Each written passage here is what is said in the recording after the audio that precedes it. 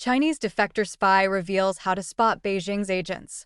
A former Chinese intelligence agent says it's difficult to detect Beijing's many spies operating in countries like Canada and the United States, but says there are nevertheless some clues that can give their hidden identity away.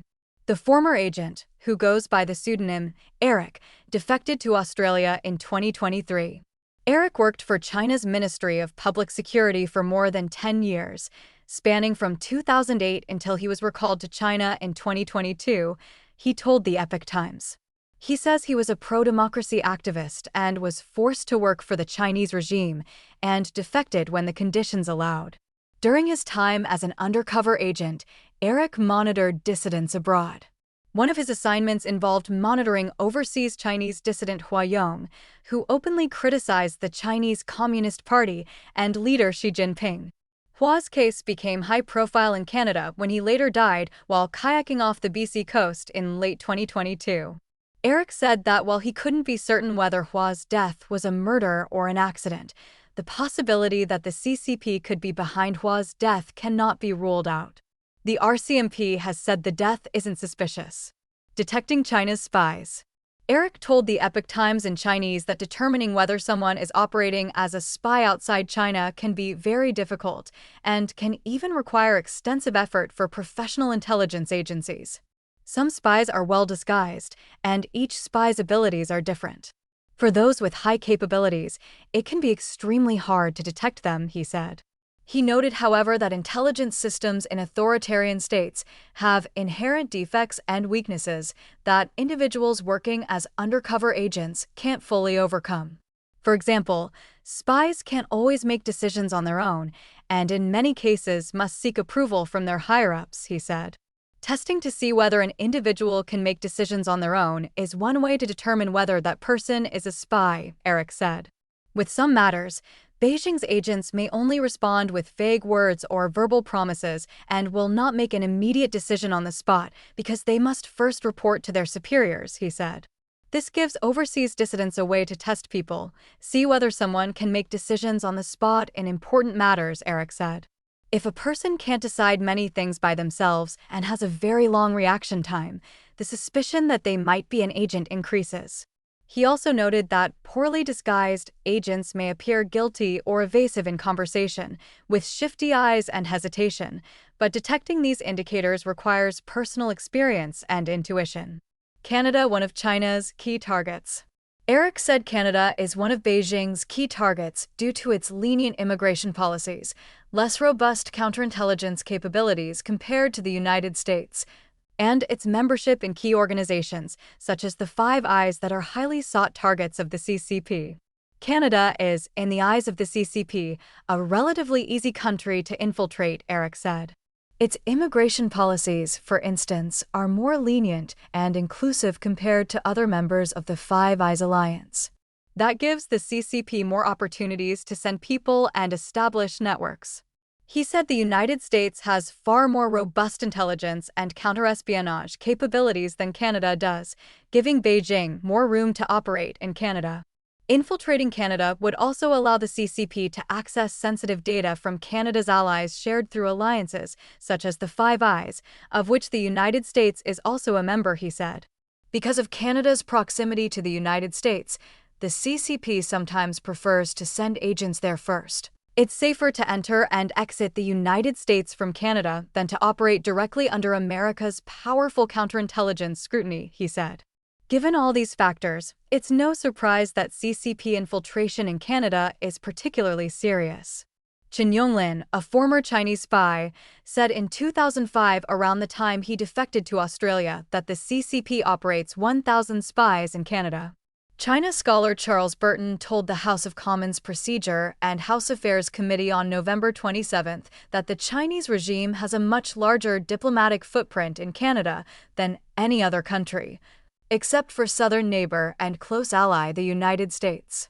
While Japan has approximately 40 diplomats in Canada and India has approximately 30, China has 176 diplomats in Canada, he said, adding that Canada doesn't have anything like that number of diplomats in China.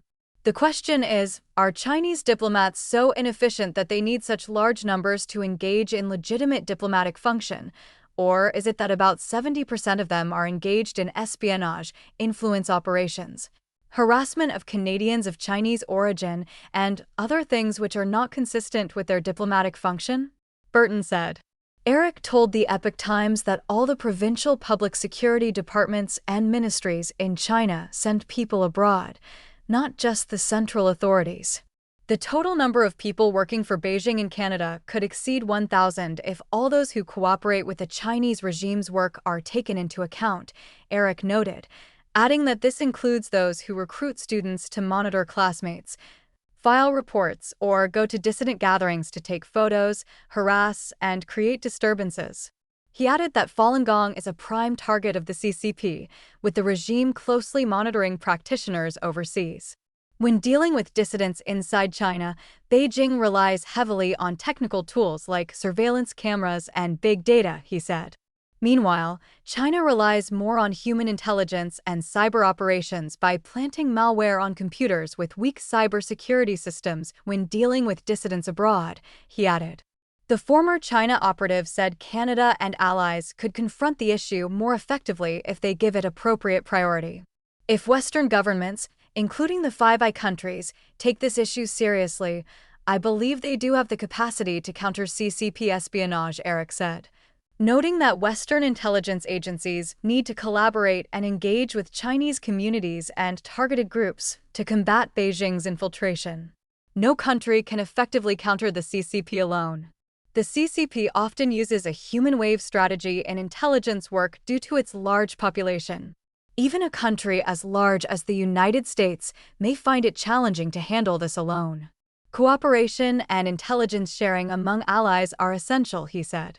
Concerns about foreign interference and transnational repression by the Chinese regime in Canada have heightened following intelligence leaks published in the media in recent years. A public inquiry into foreign interference said in its 2024 report that China is the most active perpetrator of foreign interference targeting Canada's democratic institutions. Huayong case. Eric said his work in Canada as an undercover agent for Beijing was mainly focused on Hua's case, although there were many other targets. He noted that Hua had regularly criticized Chinese leader Xi Jinping and the CCP and had become a target for the CCP. Many people were surprised that Hua had escaped from China and wondered how he managed it, but Eric said the Chinese regime is not always airtight and there are loopholes. If you take some bold and sudden action at an unexpected moment, sometimes it can succeed, Eric said, adding that the controls placed on Hua's movements and border exit were probably not yet very tight. Once outside China, Hua continued his anti-CCP activities, organizing movements to oppose the regime. If it is just an individual criticizing them, they may not care that much, but once you create organized opposition, they take it seriously, Eric said, adding that it was on this basis that he was assigned to monitor Hua. Hua initially settled in Thailand, but then came to Canada on a humanitarian protection visa in 2021. In November 2022, while kayaking off the Sunshine Coast in BC, he drowned, according to the RCMP. Police said that a thorough investigation into the case has been completed and that the death has not been ruled as suspicious.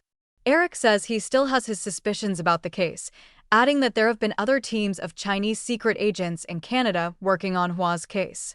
In Hua's case, Eric says his job was to get close to him and find out detailed information about him, including his whereabouts and places of residence. He said he suspected the regime had wanted to pinpoint Hua's residence and act against him, but he never deliberately helped them do that and didn't particularly try to find out Hua's address. For many tasks, I intentionally dragged things out or used various methods so that the assignments essentially went nowhere, Eric said. He also said his immediate superiors had suspicions about him. In a conversation log that Eric previously made public, one of his superiors expressed dissatisfaction or suspicion, saying that after so many years Eric hadn't helped catch any dissidents and his attitude always seemed unenthusiastic.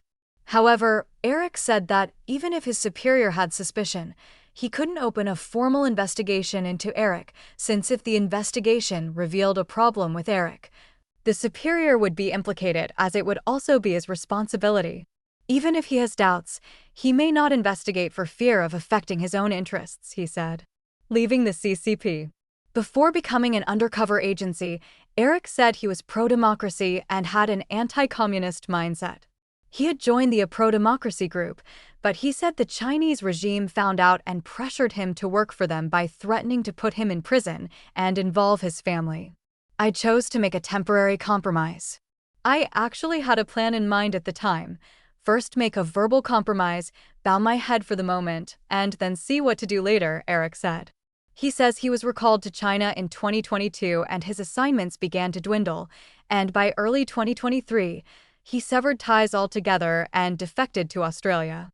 NTD contributed to this report.